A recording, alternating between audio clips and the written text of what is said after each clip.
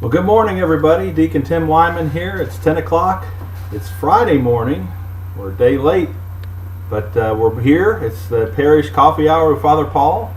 I just want to wish everybody a continued happy Easter. We're in the octave of Easter, so we're still continuing the celebration of our Lord's resurrection and the joy and peace that it brings us. So welcome. It's a beautiful day outside as I'm looking out my window. And I hope it's beautiful where you are. And without any further ado, I want to turn it over to Father Paul to take it away. Good morning, Father Paul. Morning, Deacon Tim, and good morning, everyone. Glad you're with us today, and thanks for tuning in on a Friday. I must say I took a few days off after Easter and just got back from following the Cumberland River. I began the little bit of time away at Cumberland Falls and wrapped it up yesterday at Cumberland Gap and drove back. And good to be home. And good to be part of our beautiful state, and I sure would verify the goodness of our state parks and their lodges and everything that they provide for anybody vacationing. Today's our program is going to be with regard to the Knights of Columbus, and we've got three great guests with us today. Before I introduce them, I'll ground us in a moment of prayer. Lord, we give thanks to you for this day, for the beauty of spring and for the joy and the promise that it brings. We give thanks to you for the beauty of Easter and the joy and the promise which your risen Son brings to all of our lives. We give thanks to you also for the charism of the Knights of Columbus and how they, as a fraternal organization, as a ministry within the church and within our parish, touches many, many people's lives in a great way. We ask you to bless us today so that we'll be able to share in some good ways about what the Knights of Columbus are all about, what they do and who they are, and that we'll be able to grow more and more in our appreciation of their ministry and be of support and involvement on the ways that we're called to. So we pray to you, trusting in your great love and your mercy. We pray in this time leading into our celebration of Divine Mercy Sunday. We give thanks to you for the many, many blessings you give us that come through Christ our Lord. Amen. Well, I'd like to introduce our guests today.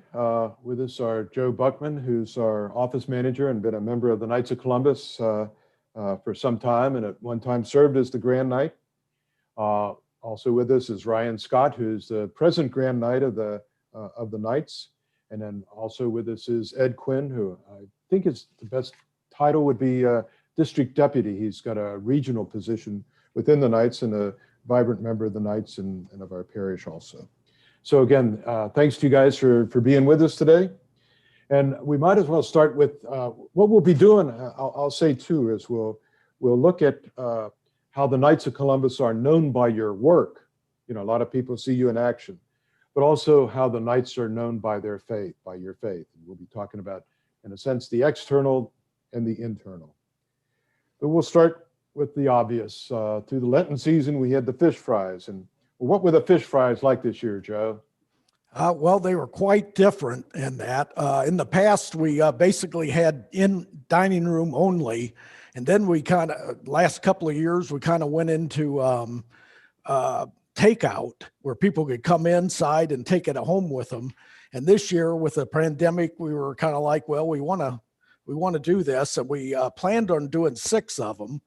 And that we had to figure out, how's the best way to, without people coming in and crossing around each other. So I think we talked to other councils, what their thoughts were. And we kind of settled on the idea that we had to simplify the menu to just one fish and, the fries and hush puppies and coleslaw and that. So then we kind of got together. We broke up into teams. Each person, try to work out their particular area, the frying and preparation of the food, the guys that would assemble the dinners and that, and then the ones that would get the dinners out to the cars and that. And then we had to find out a way to make sure that when somebody came up and ordered 4 dinners, that when they got to the pickup and that they had 4 dinners and that. So we had to work through all that pretty conscientiously in that. And we weren't sure exactly what was going to happen in that. We weren't, the money goes to different causes. And we weren't even sure what the response was going to be. And our first fish fry was kind of canceled because of the snow in that and the weather. Yeah. The second one, I think we did about 250 dinners in an hour and a half.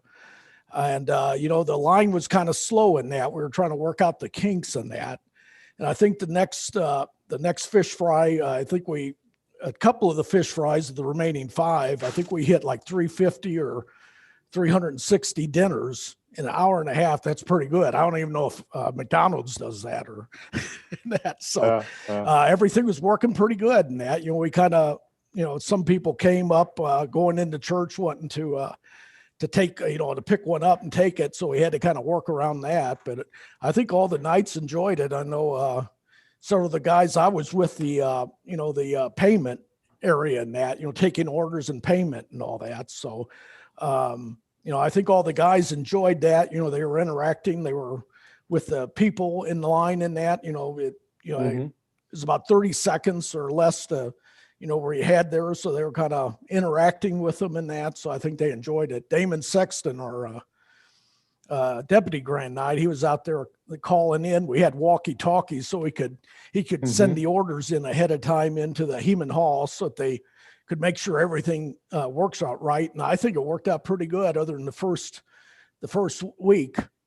Joe, how many guys would be working on a Friday night? How big was the total team? I think it was probably about 20, wasn't it, Ryan? 20, something like that. I mean, I'd say somewhere between probably 20 and 30, just depending on, how many people showed up each day. Sometimes we had more people frying and more people helping run things. But I will say that we actually did get down to, we were doing about a car a minute or maybe a little bit under that there once we really picked up our pace there in those last couple ones. So I was pretty excited about that. I know there's a long line there, but when you got to Joe to when you actually got your food out of there, you were sitting in there for a minute or less, typically, of course. How did the monies generated compare with past years? Well, we're waiting right now for the final expenses numbers to be calculated and everything. But I talked with our financial secretary, and he's thinking we're going to be about $5,000 in donations that we're going to be able to give out this year. Like Joe said, we had to cancel the first one. Of course, after last year's, we really weren't sure what was going to happen. So we were going to take what we could and see how it went, and it worked out really, really well. So we're pretty excited about that. And we also did, after the flooding started, we had a collection set up for flood donation relief. The state council has set up a donation fund that we're going to be donating to, and we brought in about $800 in extra donations just for that. So I think overall, I'm pretty pleased with how it all went out in terms of, both the process and how much money was raised. Great. What were the organizations that were the beneficiaries of the fish fry this year? We still have to vote to finalize those. We know definitely we're going to do the school. We typically do like Little Sisters of the Poor. We do, Right to Life donation or organizations and things. So we have to vote on that here in our next meeting. But we're going to be trying to do 4 or 5. We try to do 1 for each week. So we're going to finalize those here coming up soon.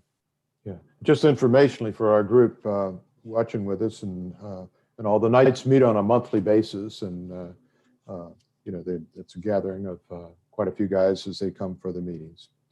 Ed, could you speak a little bit about the Knights in general?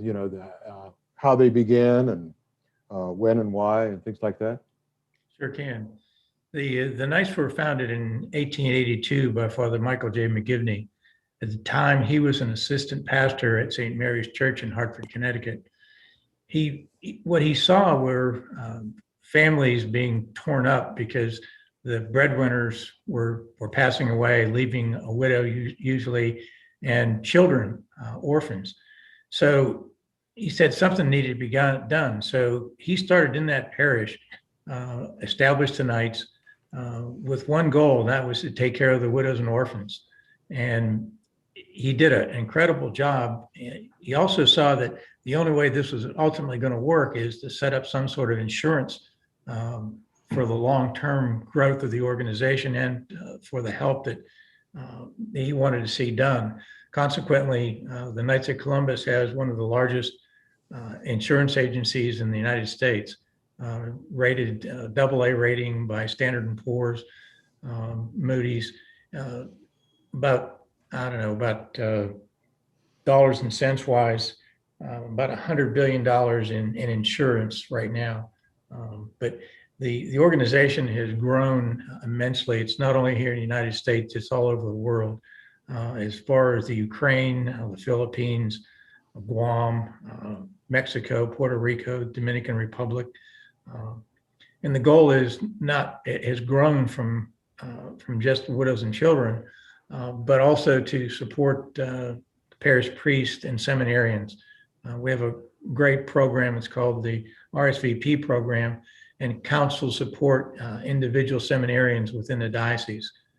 So it's very helpful to seminarians who basically are trying to learn, but then trying to also survive in an environment that they don't have a control over, pandemic, et cetera. So we try to help in any way we can. Father McGivney, there's like a movement towards his being canonized as a saint, I believe. Yes, it is. In February, he was beatified. It's kind of interesting because the miracle that he's credited for is a miracle that was done with the insurance agent that covers Kentucky and Tennessee. He was actually at the Knights Council about 3 months ago, talking about what we do with the insurance program. And what happened was he's got 13 children. His youngest is, I think he's 7 right now.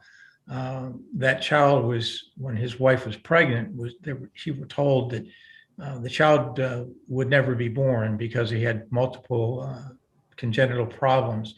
They were concerned about that. They prayed to Father Michael McGivney. They went to Fatima, and when he was there, he prayed to Father Michael McGivney. He said, "Please let this child be born. We'll take care of it." The doctor said, if the child is born, probably would not live more than a few days. That was 7 years ago. Michael is doing well, and it is truly a miracle that this child was born. We were fortunate enough to have the insurance agent talk to our council a couple months ago. Yeah, I was there. That was pretty powerful. I'll say too that, gosh, I bet it was like 1973 or so. I was just a young priest, and I got my insurance policy then. And I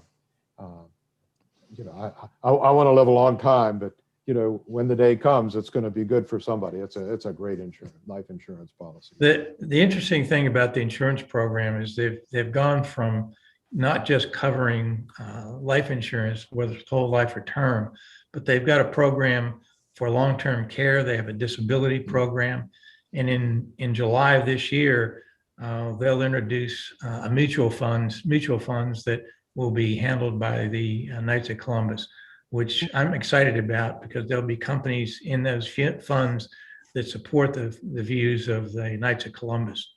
Yeah, that'll be good. It's always, for a lot of people, it's almost like a hobby, a very profitable hobby most of the time. Yes. Follow the funds and all. Ryan, can you speak a little bit about the spiritual mission of the Knights of Columbus? Our ultimate goal is, of course, to live out our lives, or live out our faith in our lives. And so that's one of the big things that we try to do is, you see a lot of service works that we do, a lot of fundraising things that we do. So people see that part. There's parts that people don't see, of course, as well. It's like you said, it's a fraternal organization. So there's within meetings, within every council, there's a thing called For the Good of the Order, where we go through individuals or families or things that need or request prayers for things, have requests. We have an adoration hour every week that one of the Knights picks up. And those are just a couple things that people don't normally see about it. But of course, what they do see is those events that we do, that we try to help live out the faith. So things like we do the fish fries to raise money for, say, Little Sisters of the Poor. We support the school here. to do those things to help enrich and help the children, of course, learn, have their education with a faith background. There's also things. The Knights have published a video series. I think it's called Into the Breach, isn't it, Joe? Yeah. Where there's one where they focus on particular topics and things, and designed to help you reflect on yourself as well. So it's really it's a fraternal part for supporting each other, but also in supporting for the community. There's another one they're doing now regarding authentic masculinity, supporting your family, what that really means, that type of thing. So people see the external part; they don't really get to see the internal. But it's really just to help us all, be better for ourselves and for our families in the church. One of the things that impresses me about a Knights meeting, or any time the Knights are together, is, of course, there's a social aspect, and the guys are hanging out and talking in twos and threes and all that. But time after time, it's not necessarily these words, but time after time, somebody looks another guy in the eye and says, "I'll be praying for you, man. I'll be with you." And very often a guy's talking about something going on in his life or with his family or a cause that he's concerned with and all. And just that sense of solidarity and support for one another and encouragement, really helps. And it's a different kind of thing than if a guy is just all alone. And, a lot of times it's difficult for men to sort of open up and talk about what's going on in our lives. So. That was, Ed brought it up about the history of the Knights too, as Father McGivney started it for the families, but also during a time of persecution of people, of Catholics. And so it was founded to keep people in the faith, support each other, as a lot of them were being, harassed or persecuted outside of the church. And we still continue today to try to support each other, keep people in if they have, physical needs or spiritual needs, that type of thing. So it still lives on today as well. Yep. Yeah, like in the 1880s or so, a lot of folks were immigrating to the country, to the United States, coming as, just for instance, folks from Ireland, and the places they'd arrive at would be very crowded, and there were competition for jobs and all that, and a sense of what are these foreigners doing in our land, and then what are these Catholic foreigners doing in our land, and that whole kind of thing that happened that we need to watch out for in every era. Ed, what's the Knights been like in Lexington? The history of the Knights of Columbus in Lexington. The Knights are really, in the last 10 years, have really grown in Lexington. One of the reasons for that is that Council 762, which now is a parish council for St. Peter and St. Paul downtown, was the single council in this area. And they had members from all different churches. They had a hall on Versailles Road, and they sold it. And when they did that, the members of the council decided they wanted to go back to their home churches and have councils there. Consequently, our council was formed initially out of gentlemen from Knights from 762, and a lot of us who wanted to be joining the Knights but really didn't want to support another parish. Consequently, we had six councils grow from there. In the diocese right now, there are 19 councils in the Lexington diocese, supporting all kinds of programs, and they don't just support programs in their communities. An example is that our council has supported the Thanksgiving dinner for the Catholic Action Center. But that is also supported by the council in Winchester, the council in Paris, and other councils outside the metropolitan area of Lexington. It shows that Knights want to support each other in addition to supporting their own causes in their own communities. It's pretty interesting.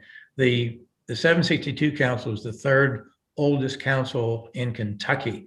Was formed over 100 years ago. And it's got a long history of members of that council. I'm fortunate to be a district deputy that's responsible for that council, plus our council at the Cathedral and Winchester and Paris also. So I get to see what other councils are doing and bring ideas back and forth, which is very important for all the councils. I remember when I was in Moorhead. Moorhead had about 100 households, so of adults, beyond the university community. So with every household, we don't have to assume that there's, a guy. A lot of times a household can be somebody, who's a widow or somebody who's never married, but who's a woman. But anyway, with 100 households, somebody was saying, we ought to have a Knights of Columbus. We ought to have a Knights of Columbus group. I said, well, we'll hang up a sign in church and make an announcement and see who wants to come to a meeting to form a Knights of Columbus. So within our first meeting, we had 25 guys come forward. That's, 25% of the parish, became members of the, so we formed a Knights of Columbus group, and, and it's, pound for pound, it's as good as any of them. And, but it speaks, I think, to the hunger that guys have to come together and to, as we're saying, to have that positive fraternity, to reinforce one another's faith, to grow together, to have a sense of solidarity with a mission that's really important, to be of support to the parish and community in a lot of different ways. So, there is a hunger out there, I think, that's strong. You've probably seen the council at UK. That's got college. That's primarily college students, isn't it, Ed? The council at UK is very interesting. The Newman Center, yeah. The Newman Center has been very active. There was a lot of concern because the students, after 4 years, they leave. Well, what's interesting is they continue to reload as seniors are graduating and moving on. Some of them stay on with the council, especially if they stay here in Lexington. But there's also a group of non-students, gentlemen, not maybe as old as I am, but gentlemen who want to become knights, who want to be part of the community.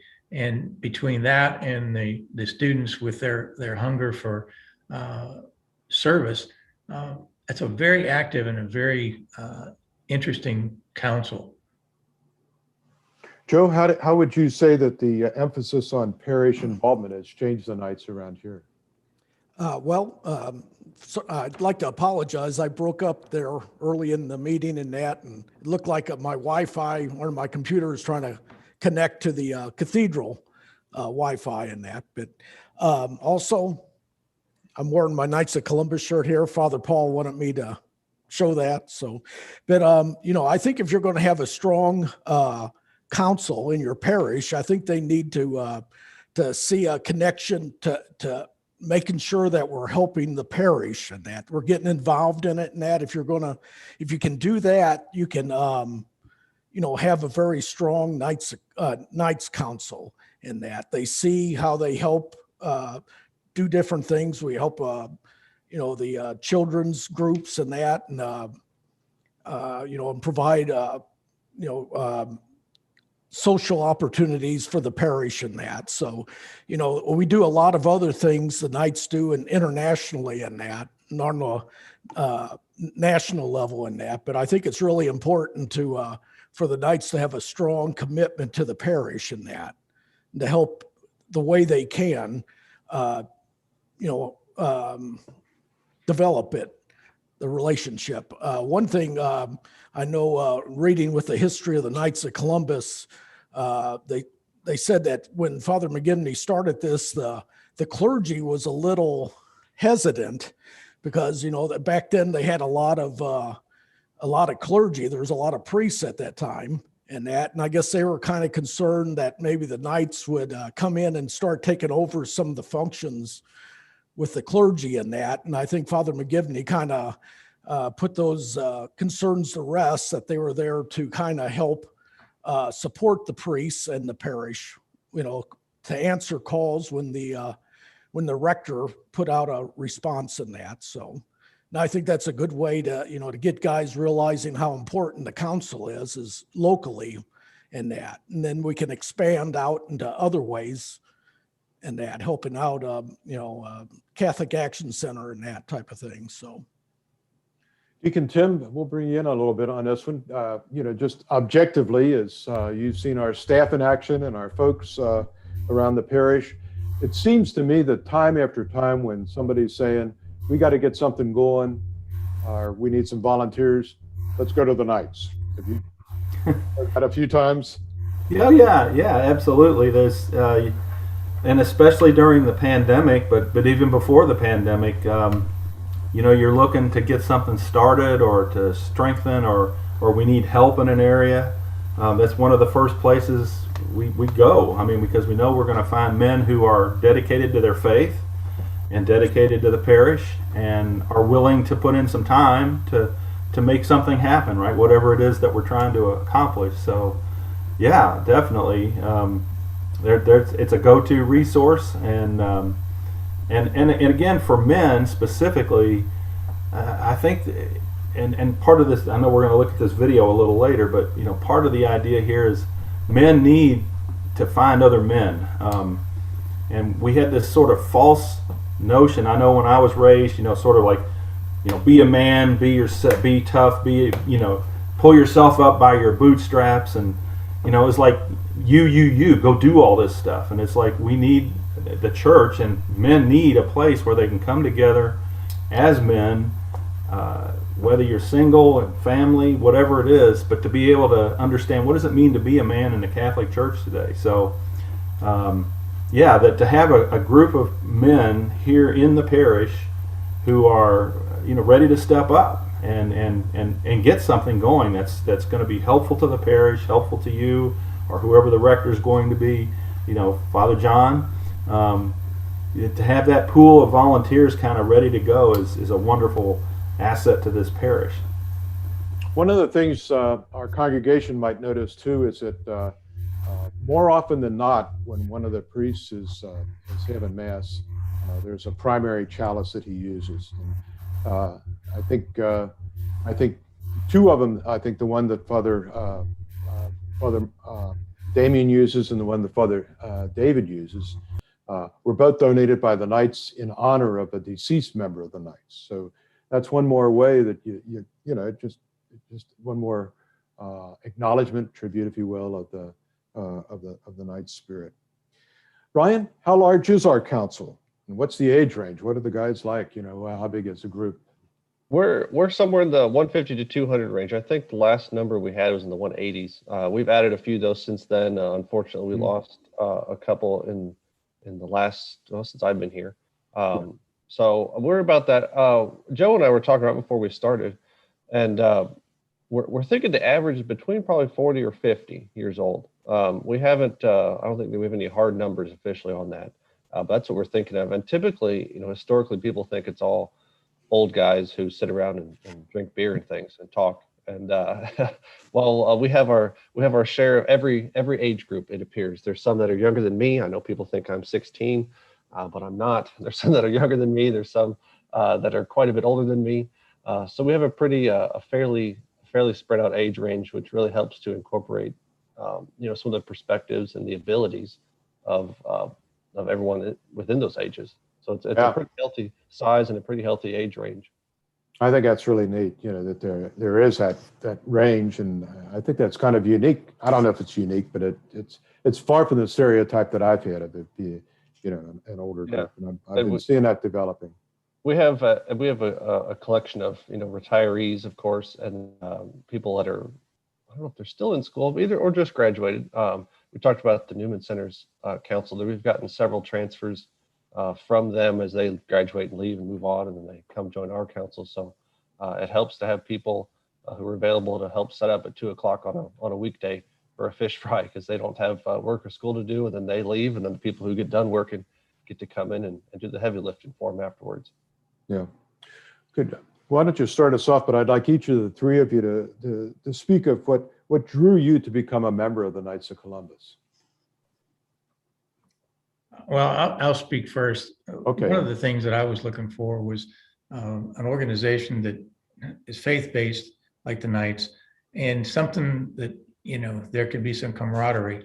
The Cathedral is a pretty large parish, and you really, you really need something like the Knights for men to be able to socialize and to do things for the parish as part of the organization. And that's what I was looking for, is that camaraderie that I found with the Knights. Ed, how long have you been a member of the Knights?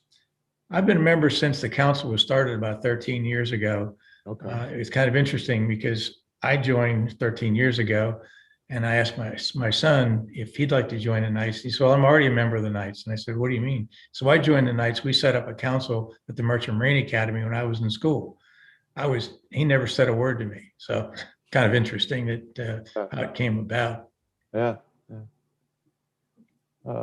I'll hop in. When I was little, which again, people think that was yesterday, but when I was little, I'm from Illinois. And so our church had a council, had a parish hall they were based out of. And that was back when we had the big hats and the plumes with swords, which we still do, but you don't really see them as often now. And I remember it was a funeral mass for the priest that was there, and they did the line for the funeral. And I asked my mom, I think it was my mom, who they were, because you're a little kid, and they got all these feathers and colors, and they have swords. Who doesn't want to have a sword? And she told me, they're the Knights of Columbus, and we'd see them do Tootsie Roll drives. And as I grew up, we went to college, and there wasn't one there. We had talked about it, and we moved here. And my wife had been trying to get me to join for some time, since I'd always talked about they did the fish fries and things. She goes, you keep talking about it, you should just do it.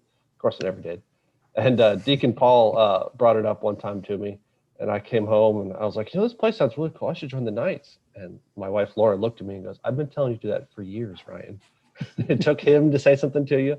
So I finally did. And, from just growing up and seeing the involvement like that, of course, again, the swords, everyone wants a sword. But seeing that involvement, you see here, now that I'm older and actually pay attention to it and see the activities they do, there's that camaraderie aspect to it. I think a lot of us have joined for as well, to have automatically a group of friends and people that you'll know that you can call up or hang out with. Okay. Yeah. I started about 30 years ago when I moved here to Lexington, and that I joined the 762 council in that covered all of Lexington and that, and I occasionally went to the meetings and that, but I guess one thing that stood out, we were there at a meeting and some guy knocked on we had a meeting hall there on Versailles Road, and he knocked on the door. Some guy knocked on the door, and he came in and he said, hey, my father was a Knights of Columbus and I'm really in bad shape. I need some help. And a couple of the guys, took him out of the meeting, and I helped him and that really made an impression on me. And that, one thing, I guess I look at the Knights, with children, you want to make sure your children are associating with the right people in that. And I think that's one of the reasons I think it's important with the Knights of Columbus. These are Catholic men.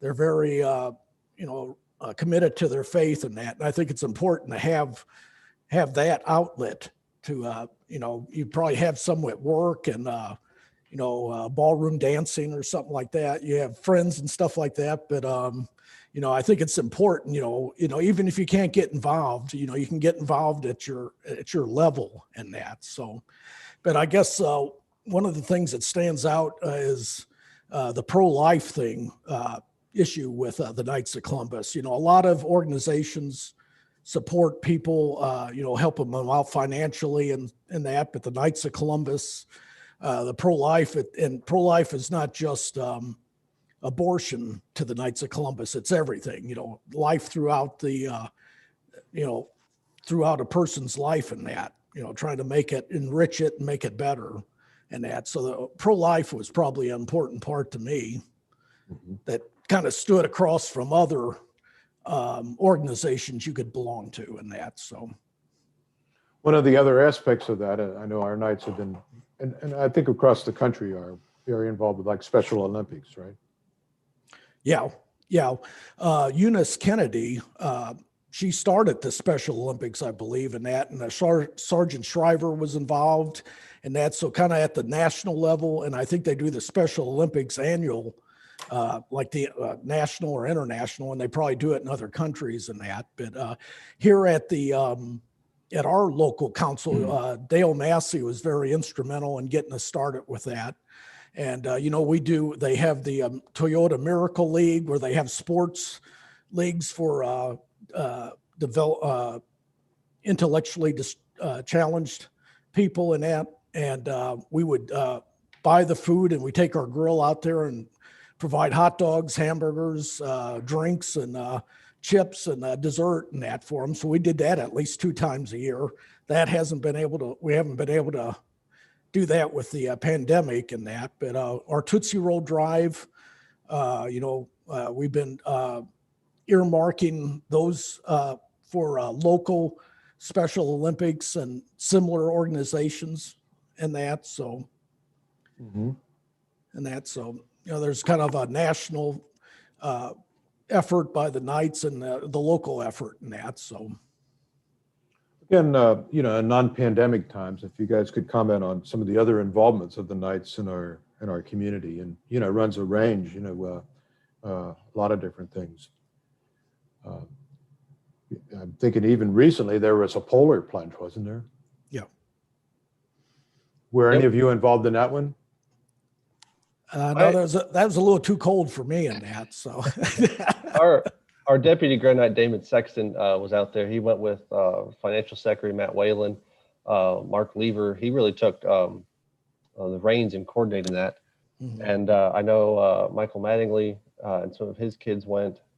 So I think there were a few. I think even Rick Towner went over there. But the 3 of us, I unfortunately had to be present for the fryer that had to be picked up that we rented from Bryant's Rental at the time.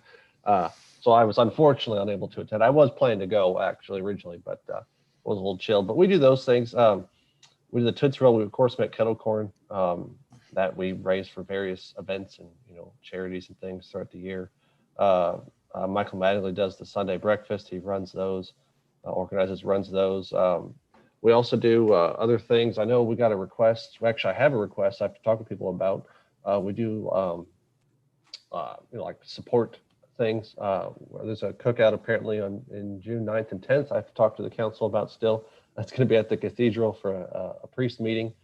So we'll do things like that people wouldn't see otherwise unless you're involved with that. We had some requests a while back to help at, I forget which order it was. There was a convent. It was on Versailles Road. Does that sound right, Joe or Ed? I forget who. They needed painting done. Either way, so we had people go out there. Yeah, you're talking about, it was Mother Teresa's group. Yeah, it was probably 2 years ago because it wasn't last year, obviously. Mm-hmm. So then it was probably the year before, I think. So we get those kind of requests here and there to go do things as well. So we do a variety of things, not just raising money and giving it away. We do actual labor work too sometimes. Yeah, I think Sister Georgette asked the Knights to help out a lady move one time, and we put 2 or 3 guys together and they helped her pack. And I think one of the Knights stayed with her until midnight when she took off for her destination in that. So there's different things, we try to help out where we can. And that, a lot of the guys are, have full-time jobs and full-time families and that. So, we try to do different things in that. So I remember there have been the Squires also. It's like a youth group that's related to the Knights. That goes in some parts of the country, but I'm not sure if that's, and we got a lot of things around here for youth, but do any of you have any experience with the Squires, or does that ring a bell? The councils that I've been responsible for, none of them have a Squires organization. I think one of the reasons for that is that a lot of the councils support a Boy Scout troop within their parish. Yeah. So you can't, competing with the Boy Scouts isn't a good thing to do. So. Yeah. Right. Yeah. And well, we've even got trail life and all that too. But, are there special ways that you all reach out to the wives now and then, or as an organization?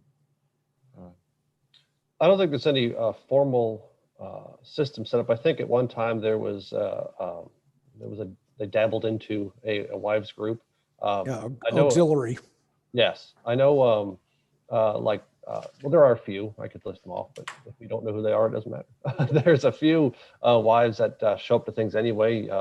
this is a men's fraternal group, and of course the meetings are for members who are people who are members only.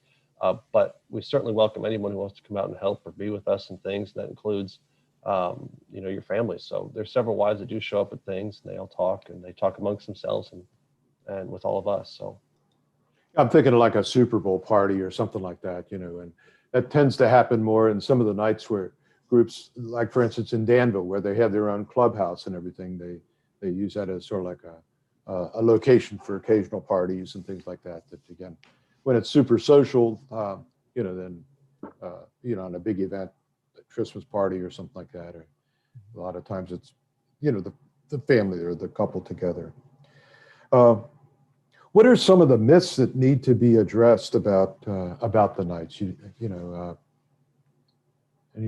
Any comments on those, Ed? I think sometimes they speak of excessive socializing, or I think that is a myth now. When councils had a hall, what was happening is that they were actually working to support the hall and not supporting charitable events, etc. And I think that's probably the biggest thing, since the halls have not totally gone away, and Danville has one, but they've been reduced, I guess, in number a great deal. Now, the secretive thoughts that people have about the nights has gone away. The first, second, and third degrees are done in a lot of churches after a mass, and all members of the parish are invited to attend if they want to watch. So that part has changed also. The nights, like every organization, continue to evolve and do different things. The fourth degree, which is the patriotic degree, there's an assembly in Lexington that is the fourth degree assembly. And they do a lot of things like the supporting the funerals and doing the honor guards for the bishop, etc. Mm-hmm. So, people are seeing more of the nights in a non-secretive way than I think they had in the past, especially when I was growing up. There was a Knights Council, but no one knew anything about them. It was like, they're somewhere, but no one knows where they are and what they do. And that's completely changed. We're out there. We want people to see what's being done and the works that Knights are doing. And I think the council here at the Cathedral has done an excellent job of being visible without being excessive in any way, shape, or form. Yeah. One of the things I've noticed is years back, and it's still a little bit of a phenomenon, but much less these days. Kentucky would have the dry counties, and so every once in a while there'd be a Knights clubhouse. It would be in a dry county, and that would be a place, and unfortunately somebody would be a member of the Knights for less than the ideal reasons, and again that's less and less a situation these days, and I think we just have to name that and then kind of move forward. Now the Knights are organized in degrees. Ed, yes, the different degrees, what that means? Yes, there are first, second, and third degree, which is what the council is here. And it used to be that each one of the degrees had its own separate, basically initiation. The Supreme has basically moved that to all three degrees being done at one time, so that members, once they join, they actually can be an officer in the council, because you have to be a third degree Knight to be an officer. The fourth degree is separate from the first, second, and third degree. Charity, unity, and fraternity are the three watchwords for the first three degrees. Mm-hmm. Charity, unity, and fraternity. Yeah. Yes. And it also brings up about Supreme just by itself. There's a much larger overreaching organization, which is called Supreme, and it's broken down into, there's a state council just for Kentucky. And then like as the district deputy, the Kentucky state's broken down even more. So there's a much larger organization group there as it funnels down like any large, I guess, business or organization too. Mm-hmm.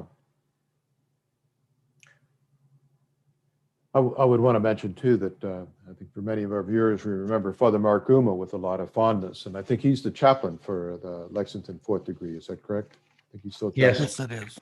Yeah, that's great. That's great. It's certainly an honor for me to be chaplain with you guys. One of the things too is, I'm a writer and a reader and all that kind of stuff, and many of us are. And there's not many opportunities in lots of families for there to be Catholic literature that would be on the coffee table in the house. But every member of the Knights of Columbus gets the magazine that comes monthly. Is that correct? And can you comment on the Knights of Columbus magazine, Ryan? Yes, there is. They publish one called Columbia. And I should have sent this to Deacon Tim beforehand, but I didn't think about it. But, sorry, I lost my screen here. Am I able to share, Deacon Tim? I have it pulled up on another tab. All right. Share screen. There we go. I'm going to share this real fast, and I can sort of show real fast the Columbia. Is that working out, Tim? Deacon Tim? It's All good. right. Cool. So this is the most recent one here. There's one published every month. We're covering up my arrow over here. There we go. And so it goes through here. It includes things. There we go. A little bit better. Includes just some updates for things that are going on across the country. Talks about the year of St. Joseph. And this week there's always the Pope's prayer intention in there. So it kind of just highlights things that are going on around the country we may not know. Certain topics. I think when they launched Into the Breach, that was one thing they had. And then when we get back here in the back, it talks about individual, events or happenings that councils are holding or states are happening. And so I just thought I'd pull that up real fast. I should have had one in my hand. Oh, that's good. Maybe a little bit better. So yeah, they do that, and that comes out on a monthly basis. It's part of your membership in the Knights. Covers that cost. It's not an additional cost for that, and it goes out to everyone who's a member. Yeah, I'd probably like to share a thing with a long time ago when I was a knight and had young kids and that. But there's an article in there. I don't know if it was from our Supreme Chaplain in that, but it's probably something that all parents think about, and it's with their children leaving the faith in that, not practicing it in that. And the author of the article in that basically said, remember one thing, that you love your children very much and God loves them even more in that.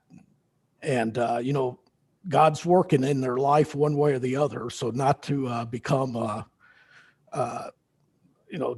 desperate or whatever in that. So that's always kind of stuck with me. So it's articles like that talk to parents and that, knights and that. So I'll say to your viewers too, there's so much that's going on these days with the developments via media, and a program that's coming up that's going to be accessible through media is related to the Knights. It's from the Knights. It's to fill the breach, I think, is the name of it, and it's talking about the potential that men have to live their faith. And we've got a little bit of a preview of that, and it'd probably be a good time to show that right now.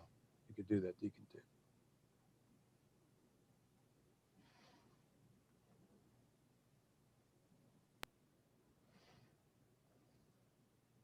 There is a serious man crisis.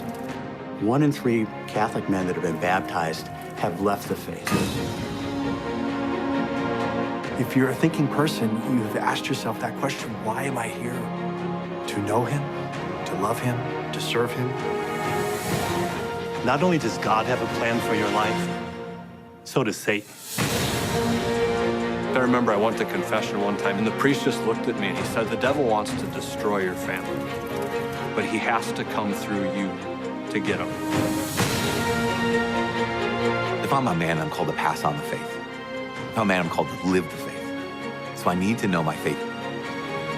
Every man needs to walk into that breach and begin to fight that battle, which means you've got to know the power of the Eucharist, the power of prayer. My rosary beads are the key, and I look at life as spiritual warfare. They're beads for the battle. A lot of guys are like, I'd be willing to die for that.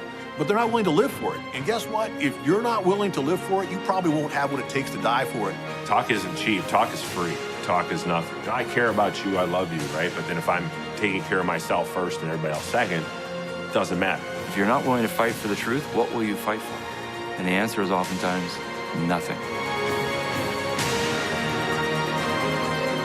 The need in the world is of men among men who can rise higher, who can see further, who can strive more nobly than others. They need not be many, they never were many, but though the few, they will rise and bring with them the whole of humanity.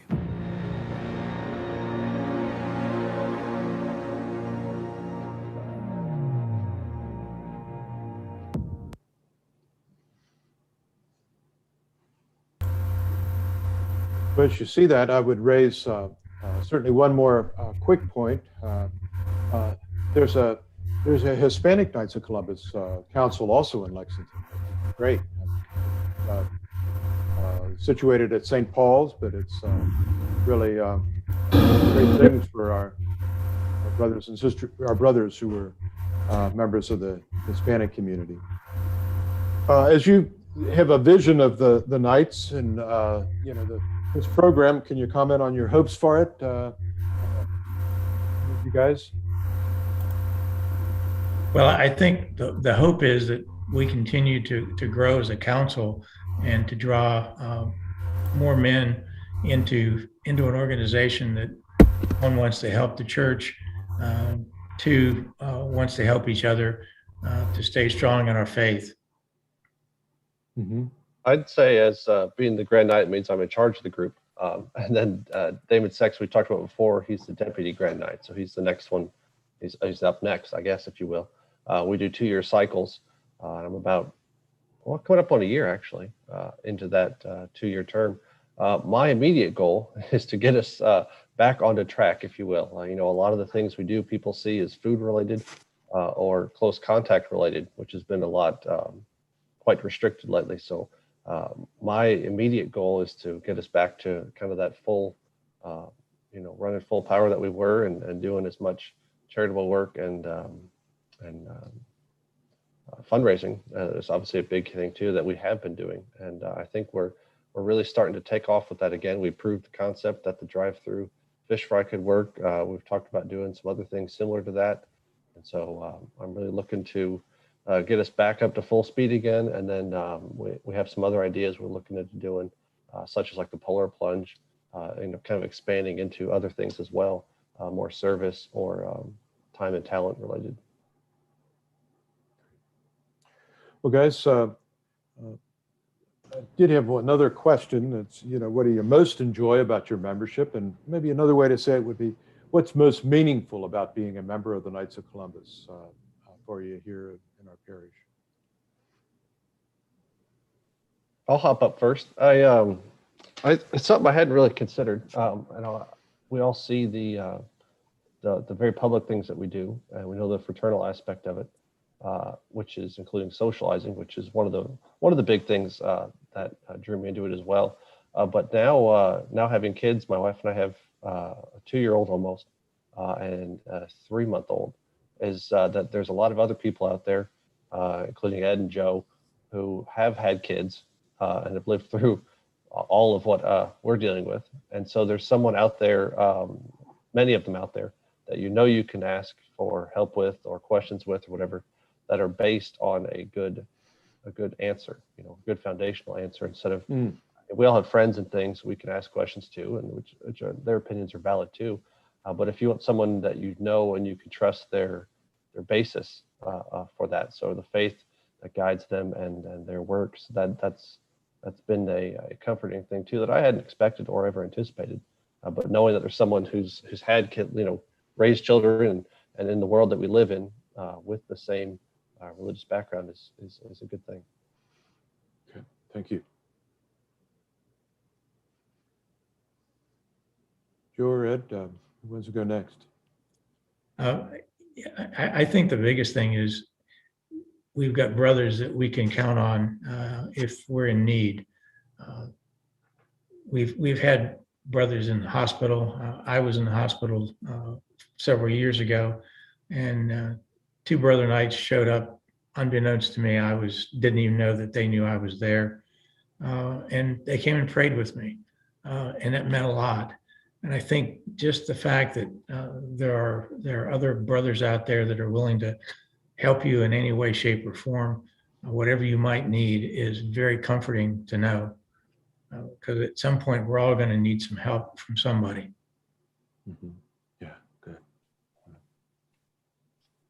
Yeah, when Dale Massey was near death and that, about 20 knights got together here in the parking lot. We were going to go to his home and that, but it worked out. He passed away before we were able to get there. But we prayed out in the parking lot for him and that, so, and his family and that. So there's a lot of other benefits and that stuff like that to the knights like that. So, we just rise up whenever we need to and that. If we know what the need is, we try to address it, I think. Yeah. Father Paul, I, as the director of faith formation, I look at the Knights and I'm so glad that they're here because, there's too many men out there that are just willing to sort of let their wife be the spiritual leader of the family, and that's sad. And I think Bishop Olmsted said it right. Satan has a plan for your life too, and I think that's one of the bad messages that too many men have picked up. And I think having the Knights here and some of the other things we're doing specifically for men gives them the opportunity to really step up and lean into their masculinity, their manhood, and being a leader in their family and being a leader here in the parish with other men, right?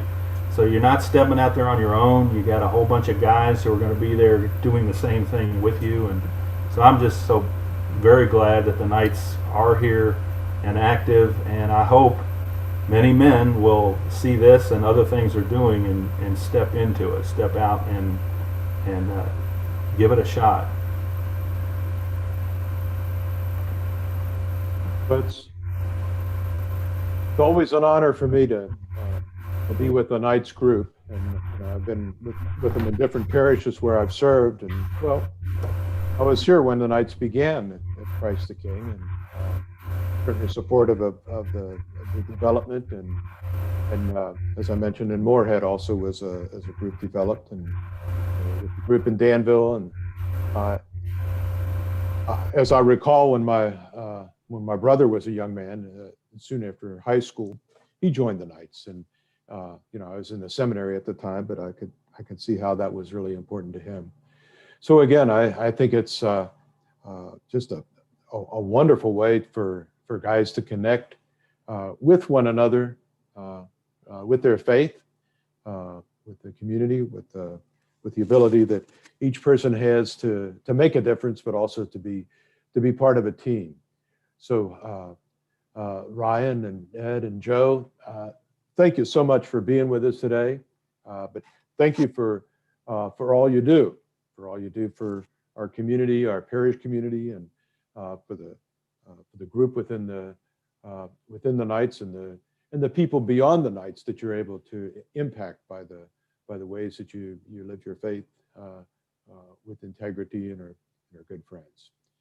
So folks, glad you're with us today. We'll be back on our usual schedule next Thursday. Next Thursday, our guest will be Nick Nickel, physician, retired, and a deacon in our diocese, serving at Mary Queen, and he's done a variety of different things in terms of his ministry. So I think it's going to be a pretty interesting program as we talk about not only being a deacon, but also some of the international work that he's been involved in specifically, and some other things. So I sure hope you can join us next week. Good to be with you. Everybody have good days. And just a reminder, this upcoming Sunday is Divine Mercy Sunday. So let's open ourselves to the love and the gracious mercy that our Lord has for us. And let's do our part too, to have mercy on ourselves and one another in this